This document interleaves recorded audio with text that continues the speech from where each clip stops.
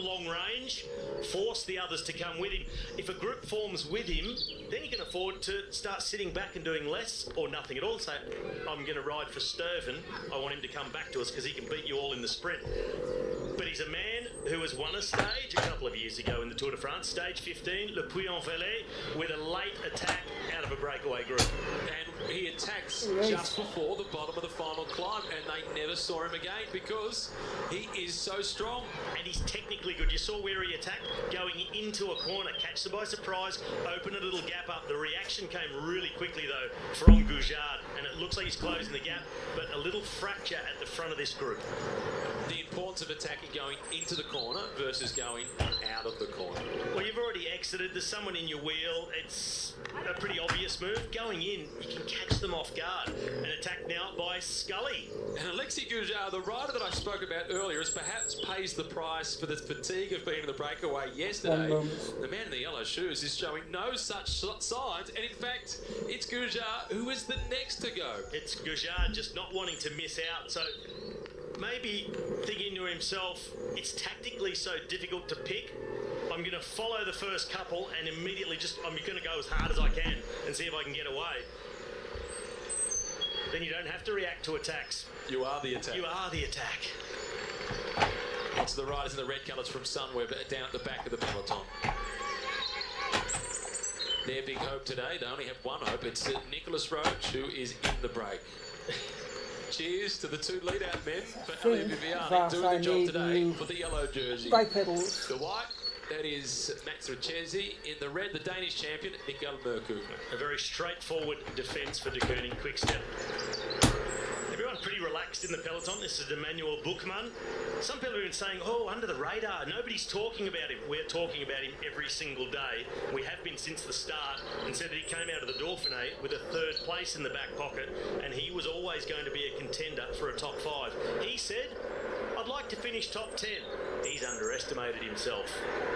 In addition to that, whether we're talking about him or not, the riders in the peloton are. So to the man in the red, sorry, not the red and the black, the yellow and the black, and that is Stephen Cruz, like the best young rider in the race, Egan Bernal. Importantly though, he sits in 5th place overall. Niels Pollitt. We went through that list and said who needs to do what and when, who needs to go long range, and this was one of the men we said go long range. A very good time trials, fairly handy uphill without being a climber, and not slow to finish. So get into a group, get into a 5 or 6 man break, and he can definitely win from that. This is the strategy that you said he needed to adopt when we went through it a little earlier on. It's Jens Kirkelier who's come out after him from Soudal Lotto, so that's a man with a fast finish. Not ideal for Pollock. No move yet from Thomas de Gens. Perhaps he waits for a few attacks to soften the legs, and then he goes. Well, a very technical section. Niels Pollitt pushing everybody to the limit if they want to close this gap. Looked a little dusty through that corner also. Everybody on the chase, and Kirkelier, he is getting across the gap with Stuart Jensen in the background with Gujard, Tom Scully.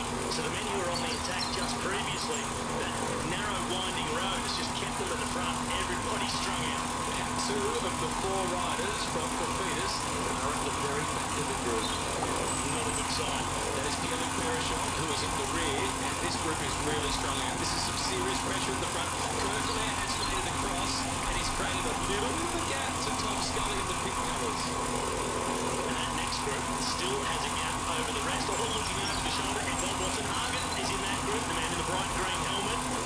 Looking back looks like Jasper Sturven on the front of the rest of the group. We see this vehicle with the Australian flags, the Bussy Kangaroo, every stage of the Tour de France. Tim Mullins at the back of the 168. He will have enjoyed the rain showers and despises the heat. He has to get into the breakaway tomorrow if he's any chance to win that confident jersey. Well, not much is going to change back here either, but up the front, the change is happening. The attacks have started to rain down from the front group. Niels Pollitt and Jens Kirkelier keen to see what their gap is over the rest, or if they've already shut them down.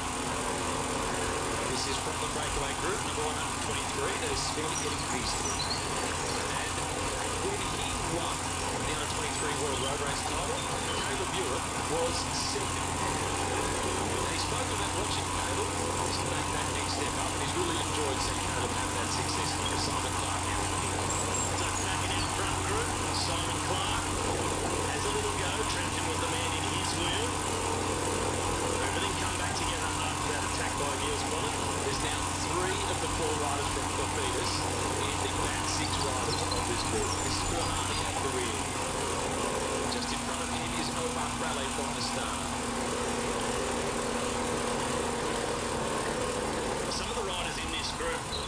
just gamble on having the tactic right, think I won't get involved, I won't attack or chase yet, I'll sit further back, rely on everybody being really keen not to miss it, just wait a little bit longer. It's playing your cards close to your chest, holding your nerve, and just hoping you pick the right tactic. In terms of the general classification from that breakaway group, Sandro Maruse, starting the stage in 19th position with this advantage, is now moving himself up to 13th place in the general classification. It's a pretty good day. It's a day out here in the break may well cost him a whole heap of time tomorrow in the mountains and see him fall even further back than he was already. Well, the Alps are looming for the entire peloton of this Tour de France, but at the front the thoughts are not on the Alps, it's on the stage win. This is Gouchard, behind him Ben Kim, Jules Jensen, he sits up so the gap opens. And Gouchard wears the red number as the most combative from yesterday's stage, who's in the day-long breakaway. Theoretically, he should be the most tired guy in this breakaway group, but he's showing so much vigour to press on and try and win. Maybe that's the thinking behind his attacks. I'm tired, yes, I'm fatigued. I'll just throw out big attacks and see if I can get away. Maybe he's feeling I'm probably not sharp enough at the end to make a big attack, so try and slide away. But they're not sneaky attacks. Big horsepower. He's got Ben King with him, who's got plenty of his own horsepower. Now sprinting across is Tom Scoynes, the Latvian national champion, followed by Steg Langen from UAE. Van Avermaet starting to pay attention. Gritting the teeth too, the Belgian in the gold helmet, and the gap opening up.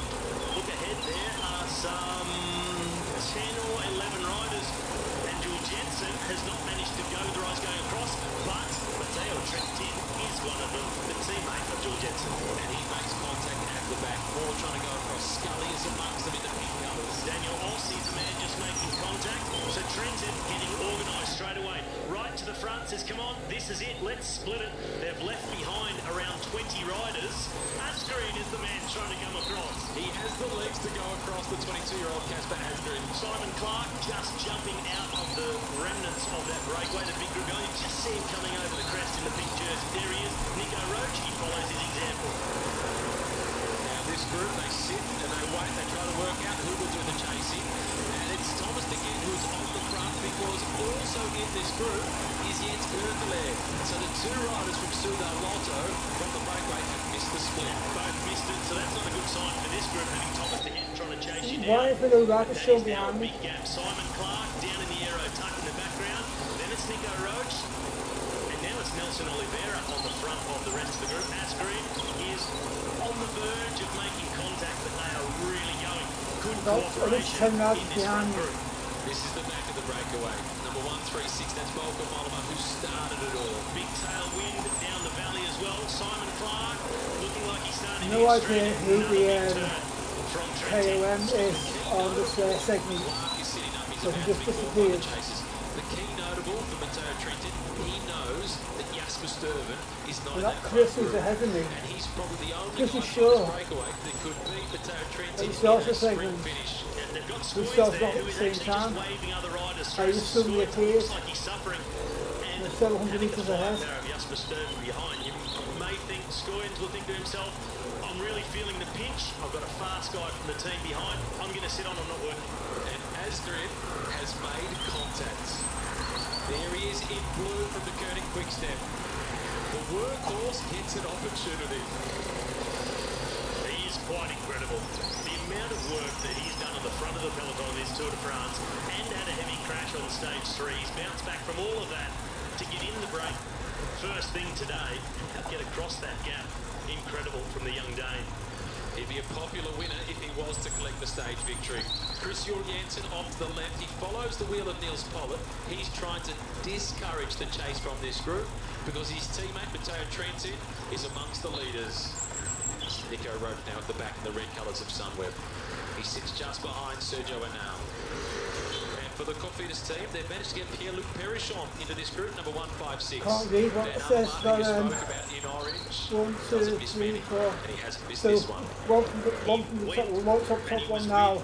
That The BMIG. attack after I can't read what it Waller says. really kicked things off, and then DeHemps missed the next one. Really fair name. That's how you've got to ride when you're in a break with any sort of numbers. You've got to back each other up. When one's made the effort and been in one, you've got to make sure you make the next one, or you're on the back foot and you're chasing. And that gap opening up now, 26 seconds between, vehicles passing by, official motorbikes, cameras. Not a good sign for the chasing group.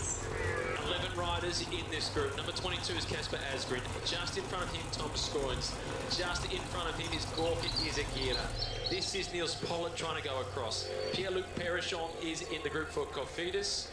Matteo Trentin for Mitchelton Scott. The CCC, they have Greg Van Avermaet.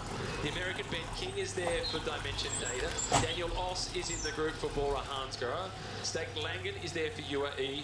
Alexis Goujar for AG Tour Le Mondial. Tom Scully, the Kiwi, for EF Education First. Pollitt on his own trying to go across. Well, all but two of the riders in there are doing what we said they needed to do to try and win, and go long range from somewhere just within 40 kilometres down to 25 kilometres to go, try and get in a suitable sort of group. But the man going off the front is one of the big dangers for this group, Matteo Trentin with his sprint, so is Van Avermaet, and Goujar has blown. Finally paying the price for yesterday. Said it earlier when we said he's so active, maybe because he's already feeling the pinch and thinking, I won't be good enough to go in the final part of the stage. I'll see if I can get away and get in a group and they let me slide. It's caught up with him. The one thing the team criticises Alexis Goujar for is being too aggressive. It's a nice thing to be criticised for, but today's paid the price for being a little too active. He's out-attacked himself. Yes, he has. Good effort nonetheless, being in the break yesterday, and really yesterday was not the day to go in a break when you saw the body language of Sudar Lotta early on. But look what it's done to the group here. There was the acceleration by Trentin. He was off the front, nobody followed, and now they're starting to look at each other. That teamwork element of the break has gone out of it. He's trying to drive the break, but he's disrupting the break, Matteo Trentin. And a lot of riders in this group, they would fear Matteo Trentin, rightly so, in the sprint finish. He has beaten Peter Sagan in the sprint finish to win a stage in the past. And he's really being up front with his riding and pushing the pace and talking a lot, where Van Avermaet is trying the opposite tactic. Just, nobody sees me, I'm just floating along. Not even really here. A little bit difficult not to see Greg Van Avermaet. Don't mind me, I'll just do what the rest of you are doing and beat you at the end. But he's shown his experience here. He's recognised that the pace has dropped off. It's losing cohesion. He rolls through and you saw the head turn back. He's talking to the others. Come on, let's roll. Oss comes through, but back into a single file line. Oss, Van Avermaet, Scully, Asgreen, Matteo Trentin, Ben King, Langen. Then it was Scoins at the back. Gorka Izagira just taking a drink. Now, he is the sleeper in the group. I expect a clever attack from Izagira. His brother's been a stage winner in the Tour. That was in the rain into Morzine. That was in 2016. He'd like to join him as a stage winner in the Tour de France. Neutral service still providing the water, and there'll also be a Mavic neutral service motorbike, but not car, directly behind him. This is the peloton going through the motions. The Yates twins at the back. Number 108 Simon, he's been a dual stage winner in this year's race. 101 Adam Yates, he's trying to work out what has gone wrong. His season was meant to be Tour de France, then onto the Volta a España. It's been announced that he won't be riding in Spain. No Volta a España for Adam Yates this year. Good decision too. Third from yesterday, Elia Viviani sitting just behind the white jersey. Phil Merkus still at the front, the Danish national champion. The yellow jersey, Julian Alaphilippe, should come out of today reasonably happy. It's been a stress-free day, as much as there can be one for the race league. Yeah, he'll be very happy with how it's gone today. Completely stress-free, and even in the beginning, he was just sitting at the wheels, cruising along, even though it was 50 kilometres an hour. That is cruising. You get to this end of the Tour de France, although you're tired, you're fatigued, you just get used to riding at that speed as well. You just turn it over and float along in the slipstream. Asgreen pushing the pace the pace at the front. He's done a lot of work throughout this year's tour, a lot of work on the front, but today he's been saving energy at the back. Remember back in the Tour of Flanders in April, he did so much work throughout the race For others, and then he finished on the podium. Second. yeah. And it was a solo second place finish. Bettiol was off the front on his own, and then Asgreen just slipped away from the next group, and they didn't catch him. He is strong. And he did a lot of work in the first 10 days of this Tour de France, and he was top 10 in the time trial. Eighth in the time trial. We declared him as the unsung hero the following day. 7 seconds, and they're starting to think about the climb that's going to come. It starts with around 13 kilometres to go. You wrote it this morning. What sort of opportunities does it present for this group? 14 kilometres to go, the start of the climb. It's 5.5 kilometres long, 5.2. So it tops out at around 8.5 kilometres to go. Out of this group, there'll be a couple not counting on their climbing skills, maybe looking for another attacking opportunity before they get to the climb, get a head start. Although that's a danger in itself, get a head start for the climb. It's risk reward. You might not get a lot of a lead, but put yourself right in the red zone. As soon as they come back to you, you go through the group and out the back. Simon Clark tried that a few days ago and then paid the price. 4 kilometres to the bottom of the climb. I haven't seen Gorka Izagirre come through for a turn. Maybe we've just been off on a scenic shot like this wonderful shot of Le Montagne de Suze. Pardon me. This one also stands at a little bit over 2,000 metres. Another one of the popular spots for rock climbing. You can see that limestone face of it. It's no wonder that it's one of the more popular destinations in this region for rock climbing.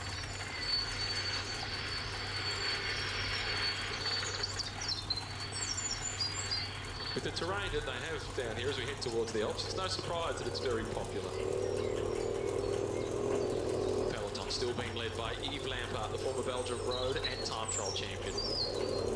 It's out towards the 20-minute mark by the end of the stage day, I think, that advantage for the breakaway. Yep, we'll just see what maybe a team like Movistar, some of the others might do on the climb. Just ride a little bit quicker, possibly thinking just be in position for the descent. It's not a technical, difficult descent, but nobody wants to get caught out. It's not the traditional descent that we see down into Gap, which was a hair-raising one. No, that was off the Col de Mons, the Category 2 climb, and we've seen a few come undone down there and splits in the peloton. It's nothing like that. It's a lot more straightforward, so nothing for the peloton to worry about. This group, they're getting ever closer to the foot of the climb, and the gap is growing almost out to 40 seconds. Here he is, Izagirre from Astana, rolling through. He is adapting or approaching this with the Rui Costa strategy. Just enough to keep everybody happy. He's sure to attack on the final climb. I think so. Out of that group, he's a man who really needs to attack this group with the likes of Trentin and Van Avermaet in it. And this is what remains off the front of the breakaway group. Originally 33 riders, now 11 off the front. It's down to 10 now, in fact, because Alexis Gouchard has now been dropped.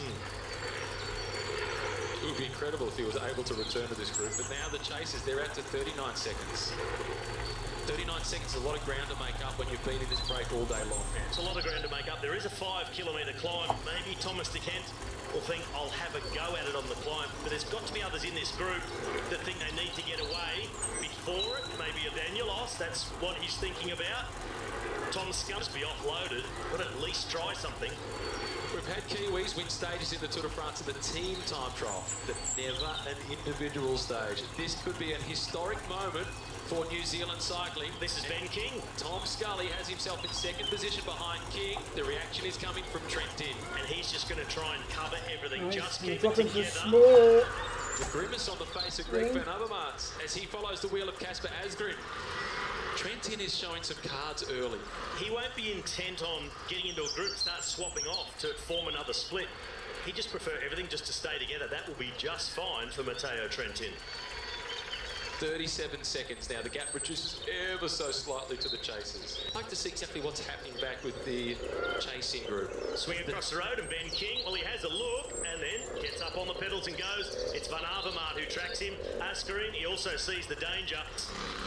Trentin the same. He responds, number 107. Not only that. Askerin, counter-attack, over the top. The youngest rider in the leading group, and he puts them all under pressure. Well, they are very close now to the foot of the climb. This is a big effort. Climb is just a little way down the road. That was a soigneur for Dylan Turns stepping out of the road, but sorry, he's not there yet. He's missed the split. And he's creating a sprint. Tom Scully now the pink colours. Like The bowled head is never a good sign. Tom Scully, you can cross him off. Ben King as well, he's been distanced. But Askerin is the one who is eliminating the chances. Langan also gone out of this group. Perichon, he will not get across. Trentin says this is great. Let's keep it rolling. The men not to miss out. Askerin, Van Avermaet, Izagirre and Tom Scoins. Daniel Oss with the flowing locks. We're asked about the aerodynamics of Daniel Oss. He loves his hair. He sits at the back of the group. It's part of his branding, Daniel Oss. It makes it easy for us to spot him. He's the rider at the rear of the group. Trentin, he's eager for this to keep moving along. We got rid of a lot of guys and always talking, always pushing. Come on, guys, let's keep it going. Roll it over, almost at the bottom of the climb. And Izagirre, he has got to be the man who will attack. He can't wait till just near the top. After the showers that we had, the dripping that you see in that museum bag from Michael Hedberg, that's the stockings full of ice to take them through to the team leaders. As one of his teammates, Mateo Trentin, he's not waiting for the sprints, he's showing his strength. The cards are on the table. Well, he followed all the moves, and he's obviously going to tell he's just not moving quick enough. Maybe they're too tired. Off I go. Reaction now coming from Pierre-Luc Perichon. As Trentin is onto the climb, the Col de la Sentinelle, 5.2 kilometres, 5.4% average. And he is a strong time trialist, Mateo Trentin. Real pause back in this group. Who's going to do the work? They cannot. Wants to do a big turn for the rest if they get to the foot of the climb. Could be a master stroke by Trentin. Very shot. He was dropped when Trentin was one of the ones making an acceleration. He surely won't ride across the Italian. No, he's looking over his shoulder. He's looking for the chasers. The race is out in front. Pierre-Luc Perichon, second on the road. Mateo Trentin is all by himself. An adjustment of the jury or just a silent prayer. He's off the front solo, and that is a big gap to cross.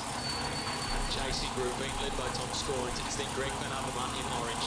This is Pierre-Luc Perichon of Barbados. Looking to end an 11-year drought for this team. Is he making any progress? Not yet. This is Trentin. And he's the rider that I would have backed in the sprint finish from that group. Trentin, fastest man in the group, the one the others don't want to go to the finish with, want to offload him, attack him, use him up. He'll have none of it. He'll leave it behind first.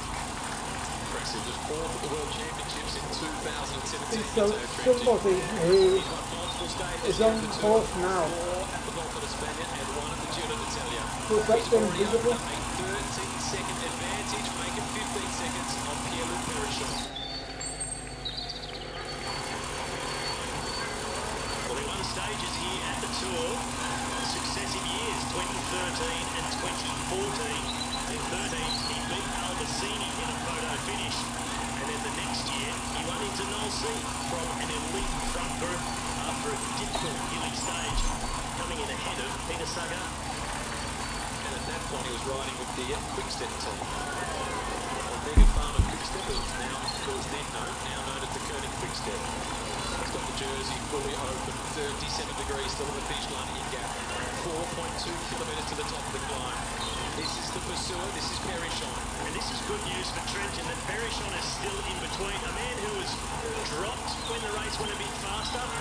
He's at 17 seconds, 26 seconds to the next chasing group. And Perichon keeps looking over the shoulder. This could be it. Trentin has laid the winning move. Maybe a lot won't consider this going out on a limb. I'm calling it. Trentin will not be caught. He has looked so fresh. He's been all over every move. He's been attempt. He's been strong. He's covered attacks. Now he's made his moves as well to do the work, to get everybody moving. It's like he's on a big adrenaline rush. Surely they can't catch him. The gap has opened up even more. He's not showing any signs of slowing down Matteo Trentin. He was interviewed before the start of the stage. No pressure on the team. You've already got 3 stage victories. Yeah, but I haven't yet. Prophetic word by the Italian, the man who is the European road If I race wonder champion. if the people on here are in the race, maybe.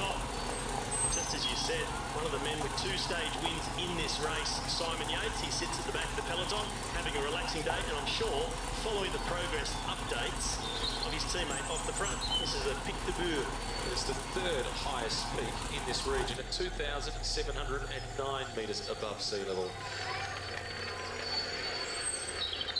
Cooling off for Matteo Trentin. He's feeling the heat, but it's not from the chase because they are going further behind. Interesting to see what that, 23. The rest of the pursuers the at MIG 33 was seconds. saying. That's the group with Izagirre and Van Avermaet.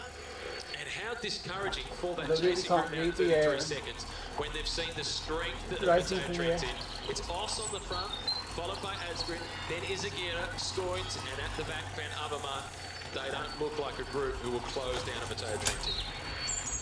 These are not tactical decisions. That is the best they had. This is the best they've got. The strongest man is going to win this bike race. Plain and simple. Matteo Trentin off the The front. thing I'm going to do though is I He's need got it all to in front of close him the with back door. just on 11.5 So kilometres just remaining. It's 23 give it a seconds speed now at for first of all. Perrichon. Pierre-Luc Perrichon is putting up a good fight. But it's, Dangling 13 seconds in front of the group that he gone dark caught up right fast. before the foot of the climb. He went up and over as they took a pause, and he's still holding them off. He's 15 seconds ahead of that group with Van Avermaet. He looked cooked at that point, but he's really bounced back well. At the moment, he's hanging on to this time gap. He's not losing any more at the moment. That time gap actually having him come in by 1 second on Matteo Trentin, but he still can't see him. 22 seconds is a big gap. This is his 4th appearance at the Tour de France for Pierre-Luc Perrichon. He's never won a stage in the Tour, nor a World Tour level race, but he has won a good race if you like your cheese. He has been a winner of Paris Camembert. Where you win your weight in. But just Camembert. He won that back in 2012. climb this small hill This first. is Oss, followed by Van Avermaet. They're trying to work. You're right in your assessment. It's not so much that it's tactical, it's just this is all that's left in the tank.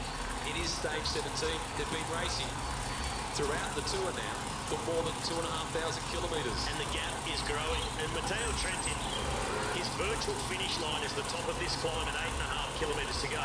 It's pretty much all downhill into gap, just a couple of little pinches a few hundred metres long.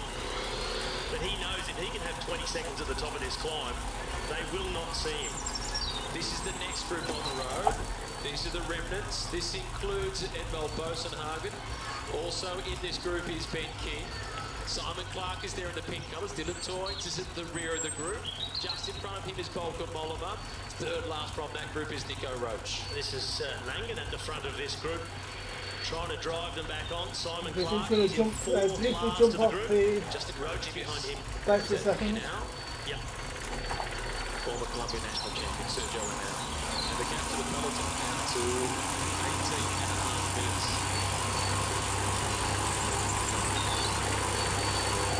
So he's going to jump up the bank to close the back door. This group looks like it'll be caught by the group that is chasing them down, and then they'll get the news, oh, but hang on, Matteo Trentin, he's still another 40 seconds up the road. The big dive down in the gap.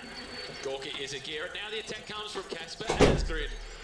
And nobody with the legs to go with him. The young Dane has proven to be a powerhouse in 2019. One of the revelations of last year's Volta a España.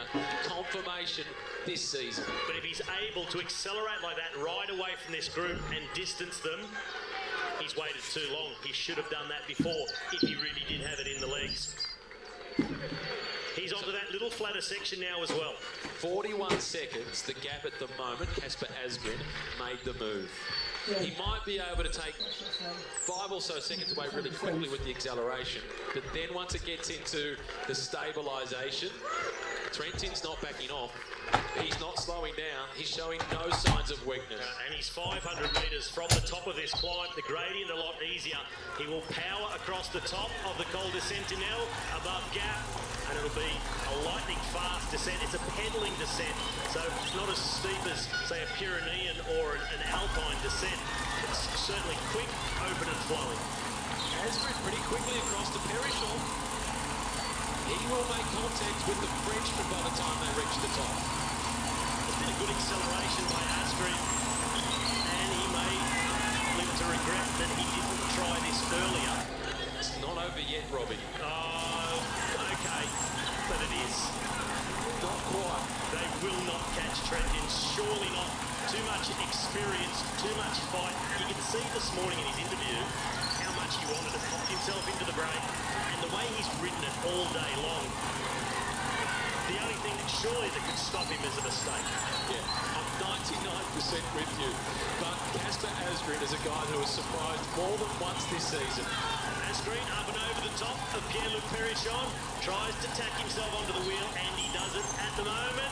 No, the gap opening up, the Dane pushes on, the Frenchman is being dropped. The moment was momentary because number 22 is on the charge. It's the young Dane, Casper Asgreen, still holding out a glimmer of hope of being able to get across to Matteo Trentin.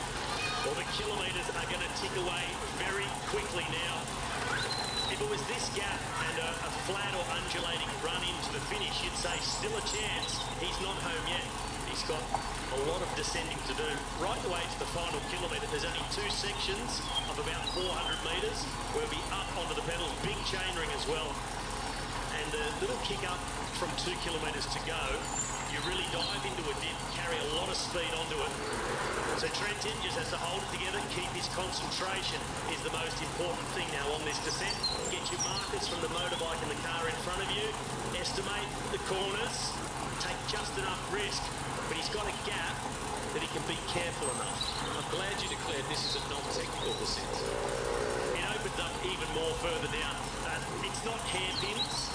You can take most of these corners with just a brush of the brakes. Just a brush of the brakes. So he says, at the top of the climb, Trentin's lead on Asgreen was 26 seconds. At the point where Casper Asgreen attacked, the gap was 41 seconds. And it might be 10 at the finish, but Trentin will have time to sit up and celebrate. This is the chase, Casper Asgreen. Trentin is a very good descender. He's a very good descender, and as much as I'd like to keep the excitement in it, for commentary purposes, but I'm not going to because Trentin is just too good to give this away. This is Pierre-Luc Perichon fighting for a top 3 finish on the stage. He's trying to hold off the group with Greg Van Avermaets. And now it's gone out to 29 seconds. So Trentin actually is riding away from Casper Asgreen on the descent. He's a good descender, just has to hold it together. Shades of last year, Adam Yates off the front on the way to Bagnères de Luchon with Julien Alaphilippe on the chase. He fell in a corner. We don't wish it on him, but these are the things you need to keep in mind, and that's why you need to stay 100% focused, even with a comfortable lead. And Yates, Mitchelton Scott, Trentin, Mitchelton Scott, Asgreen, quick step, Alaphilippe, quick step. Shades indeed. That's why it all came together.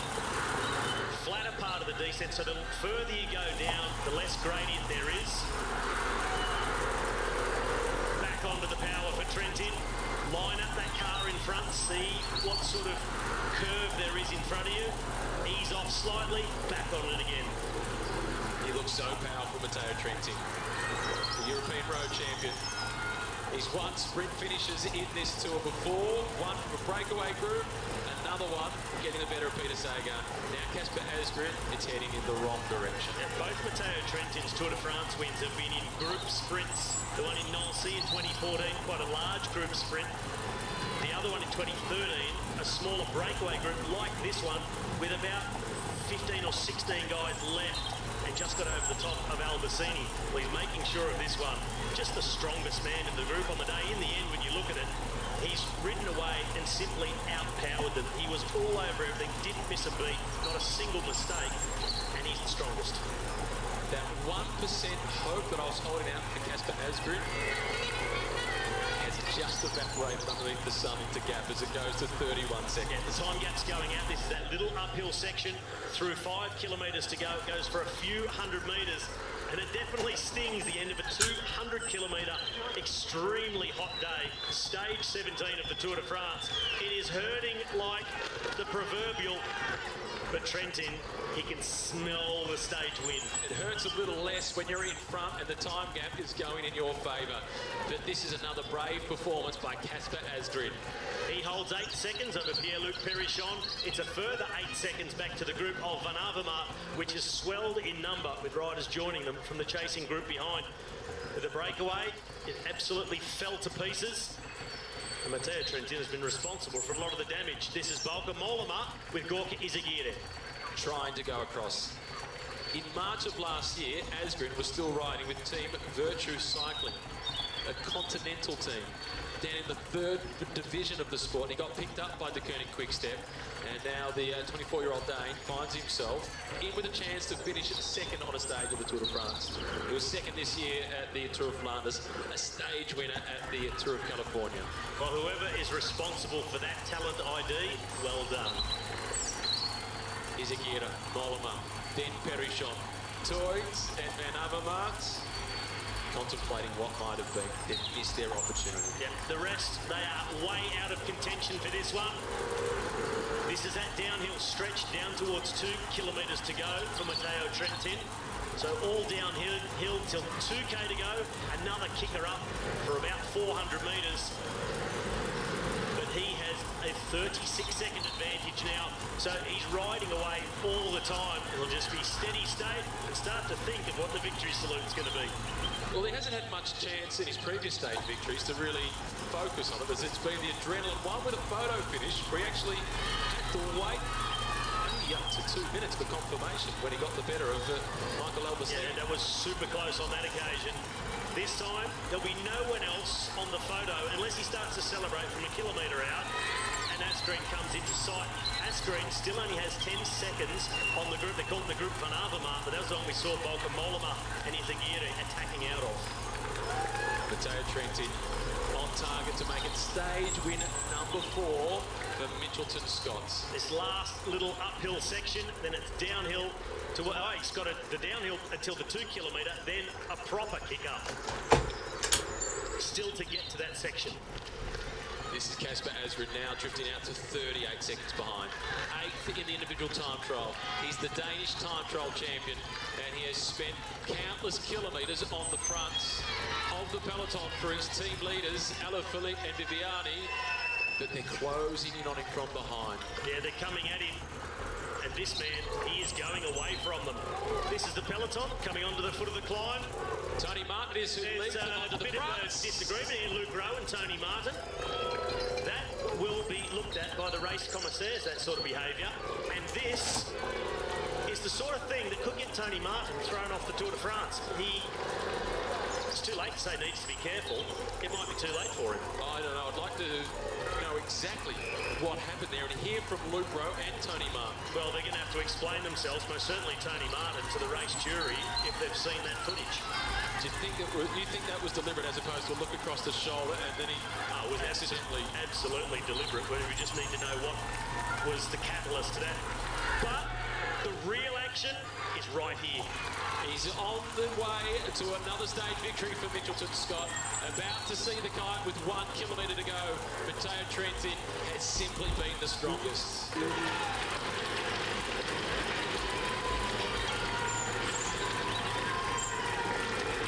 And on the back from the yellow jersey, gratitude for Dries Devenants. 20 minutes and 10 seconds the gap. Still leads. It is followed by Thomas Kruzwijk. I wonder if I've got a race tomorrow because I can't remember. Uran, and then Port rounds out the top 10.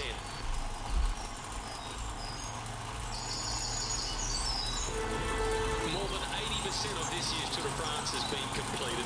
There's just 592 kilometres remaining before the race reaches its finish line in Paris. Yet the big decisions, they're still to be made, and providing the backdrop will the Alpine climbs. Could it be a French victory? They've got the yellow jersey resting on the shoulders of Julian Alaphilippe, who will get to the top of the mountain first today. The drama of the day yesterday, though, involved Luke Rowe and Tony Martin.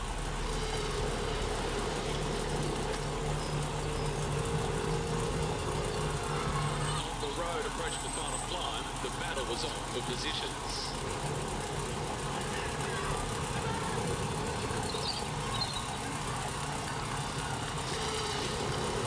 And it got a little heated. Pretty harsh decision. I think maybe a yellow card would be merited, but I think a red card for both riders, in fact, feels a bit severe to me. Luke has to be devastated. Yeah, I think it's the biggest sport event in the world, and to come here with this team and alongside a bunch of good mates, and just feel like I've let them down. Of course, let myself down, and it was both trying to do a job. Maybe we both overstepped the mark slightly, but it feels harsh to be thrown off the race. I think both of us, neither of us deserve that. There's just a lot of people supporting you, watching you, and it's pretty hard. Luke Rowe from Team Ineos and Tony Martin of Jumbo Visma, both disqualified from the race. They're on their way home. In terms of altitude gain, this is the biggest throughout this year's tour. They will scale more than 5,200 metres in altitude gain across 208 kilometres from Emblem through to Valois. And some of the most famous climbs in the sport, the Col de Var, then it's on to the Izoard, then to the giant, the Col de Libyan, at more than 2,600 metres before a rapid descent through the finish. Welcome to stage 18 of the Tour de France. Matthew Keenan with you, joined once again by Robbie McEwen. Robbie, the sun is shining at the finish line, but there are a few riders missing. We just saw the package from yesterday involving Luke Rowe and Tony Martin. It will provide a talking point for the next few hours, and then we'll get to the high mountains and we'll switch our focus very much onto the racing itself. But it did take a dramatic turn after yesterday's stage. It did take a dramatic turn, but as far as I'm concerned, it didn't take an unexpected turn.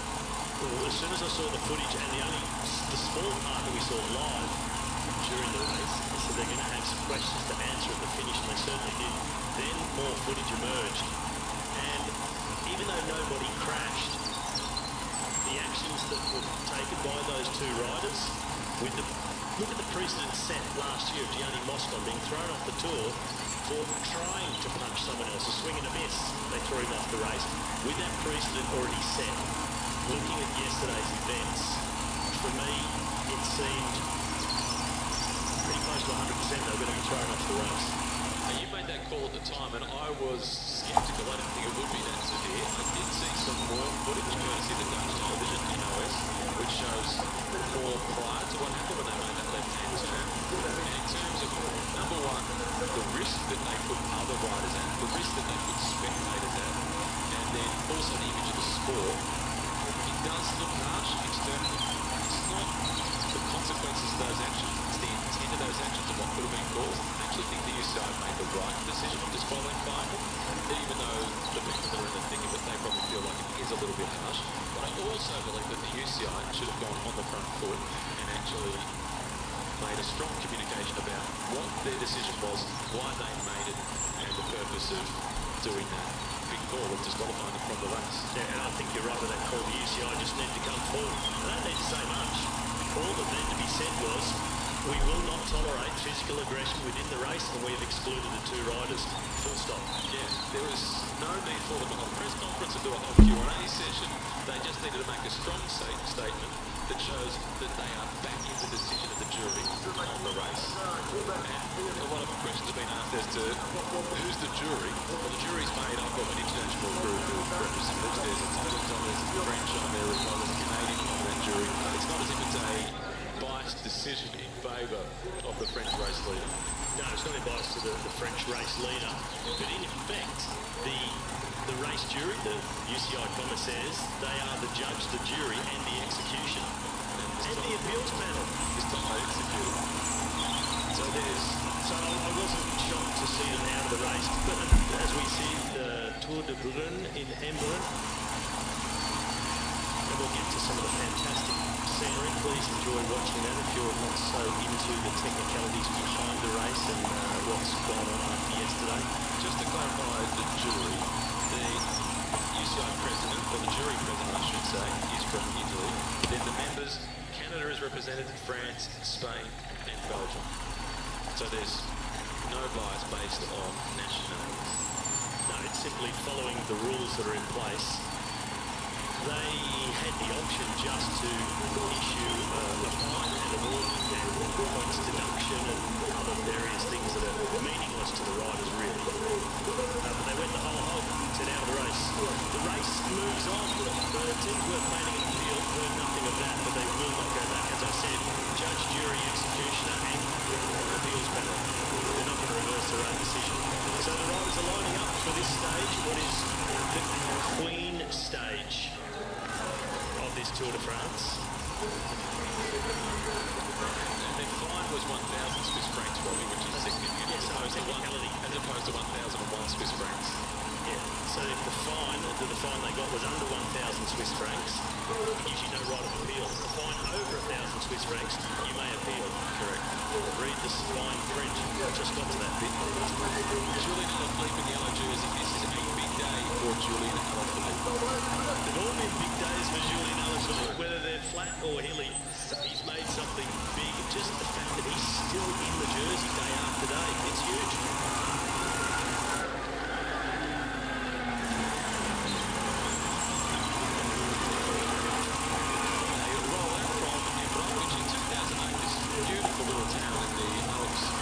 The start of two stages of the Tour de France. One of them finished in Italy at Prato del Rosa. That was one pouring rain on the breakaway group by Simon Evans. The following day, it was a stage that went through to Alpe d'Huez, or a few days later, it was a stage that went through to Alpe d'Huez. And it was Carlos Sastre who won the stage with a bold breakaway in the blazing sun. And we're expecting a bit of both today. It's warm at the moment, but the forecast is for potential showers. Maybe even thunderstorms later in the afternoon. I was just thinking while you were telling that story about 2008, I was there, I rode it, and I don't remember being in Hamburg. Must have been at the hard end of the tour. But the weather forecast was, so at Valois, where the race finishes after they crest the Galibier and dive down into Valois, chance of thunderstorms from 3 o'clock this afternoon. The race is not due to finish until 5 p.m. So it's a 50-50 whether the storms will hit here, but there will be thunderstorms in the Alps this afternoon. So the riders have just got to be lucky that it doesn't hit on the course. Yesterday, I'm sure they really would have enjoyed that heavy downpour at one stage. It was 38 degrees, and then it started pouring rain. It would have been like having a swim. They would have felt that was really nice. Mickey Shah, who was in the breakaway, he did an interview immediately after the stage, and he said, that's the first time I've rejoiced rain when I'm in a bike race. Well, we saw as the raindrops started to come down, we saw riders look at each other and smile and laugh. How good is this? That's great. Never seen that before. What a gorgeous town, the way it's perched up on this rock. It sits at around about 1,000 metres or so above sea level, this little town. And I really like the look of that football pitch and the little athletics track that went around the outside of it. What a picturesque place that would be for a game of football. First, they stay up on top for just a couple of kilometres before they really drop down. So gradually down, they're about to drop onto the real descent. And signal there from Lutsenko. I'd suggest indicating to Perignon, let's keep rolling and wait and see who comes across to us. They won't survive, there's 2 riders out in front, but there's sure to be a counter-attack coming from that peloton. Lars Bak, the first rider to attack, has rejoined the rear end of the peloton. Survival for Lars. There's always that choice you have to make in the position of a non-climber. Do I attack and hope they just let me go and get in a group and get a head start? Or just sit back, relax, stay as fresh as possible to try and hang on? And it's a terrible feeling when you've made that attack. You've hurt your legs and it doesn't work. Lutsenko at this point, he's trying not to hurt his legs too much. He keeps looking over the shoulder to see what's developing from the peloton. And the bad news for Lutsenko in the white colours from Astana is that it's the whole peloton closing down. Yeah, the danger for these two is that they'll be down the descent, the peloton will be bearing down on them. Just weight of numbers rolling over the top of each other. One rider's trying to sprint his way across. When we get back down onto the flatter roads, I think the attacks will just continue out of the peloton, and it'll probably just eat up those two in front. We'll see a whole new break form. The gap's still small. It is still small. Yesterday when we drove up the final climb, the low terrain onto the Col de Galibier, it was a headwind. The forecast today is for that portion of the climb to be a tailwind. How does that impact on the way the race is ridden? It's going to be faster, of course. It's better for the pure climbers. Nobody can sit and slipstream behind them. As we see Le Fort Joubert and Saint-Vincent-les-Forts. This is also called the Saint-Vincent Fort. Then it took up the name of Joubert. It was built in 1692 at the request of Vauban. It was never attacked because of its strategic position. It was a little bit difficult to get to. Listed as a French historical monument, that was as of 1994. And that construction work that you can see being done there, that's by the people who currently own it. It is a private residence. So a much more modern section of building right there in the middle. What a view.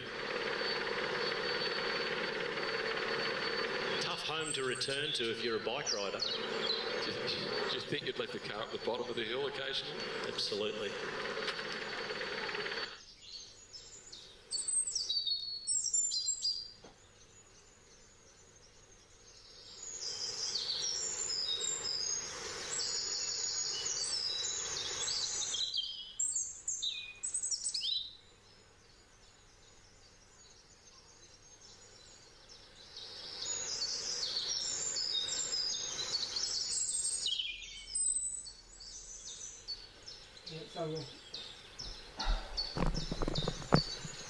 Let's take a look and see where my next race is.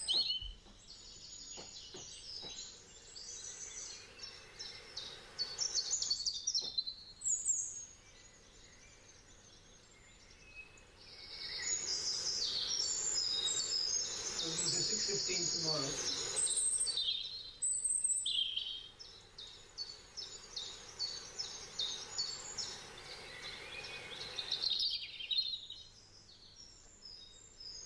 And then we have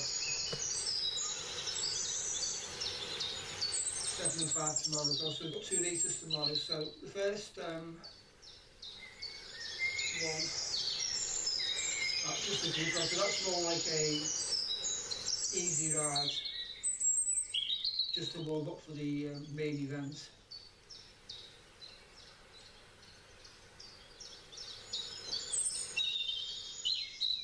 We got Campo and Pelotori. Nobody else has joined that yet, so maybe they are a little bit afraid.